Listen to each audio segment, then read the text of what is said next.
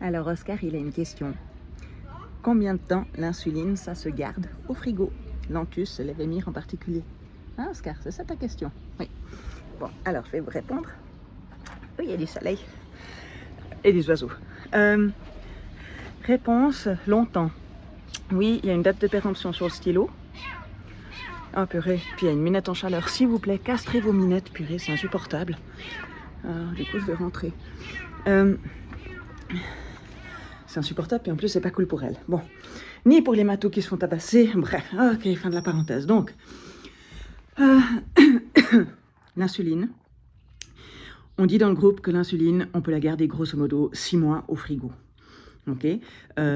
Théoriquement, Lantus, c'est écrit, une fois qu'on ouvre, il faut sortir du frigo, mais ça c'est parce que les humains, ils s'injectent des plus grosses doses et puis ça pique un peu si c'est froid. Donc, voilà, pour nos doses, c'est pas grave, il vaut mieux garder votre stylo au frigo et puis le tirer plus longtemps. Aussi, je précise que les dates de péremption, souvent l'insuline, elle est encore bonne après la date de péremption. Donc, si vous avez un stylo qui a expiré en, je sais pas moi, en octobre 2025 et puis qu'on est en février 2026, c'est pas nécessaire de le foutre à la poubelle. Par contre, vous revendez pas des trucs périmés, s'il vous plaît. Ça, c'est pas cool. Et puis, en fait, la règle d'or, c'est la suivante. C'est parce que le risque, si l'insuline, elle est plus bonne, c'est qu'elle ne marche plus aussi bien. Donc, on fait un suivi de glycémie à domicile, on contrôle la glycémie, et puis, du coup, si on voit des trucs bizarroïdes avec notre stylo qui a 4 mois d'ouverture au frigo, on se dit, mais j'ai l'impression que je dois monter la dose d'insuline de plus en plus, alors qu'avant, c'était super stable. On peut se poser la question, est-ce que c'est le stylo qui est mauvais?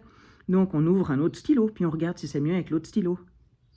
Ou bien, si vraiment, on a un stylo super périmé, et puis qu'on a l'impression que ça le fait pas, puis que là, on va démarrer avec un stylo pas du tout périmé, tout neuf, tout beau, tout joli, la chaîne du froid n'a pas été rompue, on surveille bien les premières injections, voire on baisse un tout petit poil la dose par précaution, mais faites pas ça systématiquement quand vous changez de stylo de grâce.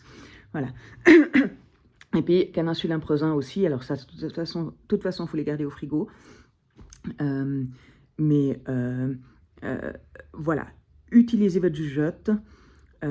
Si c'est périmé, ça marche juste moins bien. Ça ne peut pas faire de mal en tant que tel, ça ne peut pas les empoisonner, etc. etc.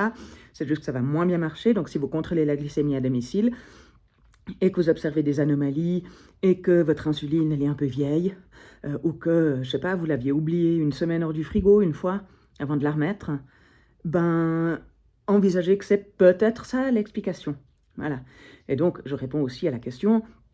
J'ai laissé mon insuline 24 heures du frigo, est-ce qu'elle est foutue, est-ce que je dois l'acheter? Non, vous continuez à l'utiliser, mais par contre, si votre constat c'est « Oh mon Dieu, ça marche plus du tout comme avant », ben ok, essayez avec de l'insuline fraîche et neuve et jolie, et puis ben, suivant le prix de l'insuline, peut-être avant de jeter le flacon que vous pensez être périmé et coupable, ben testez pour voir si c'est vraiment ça.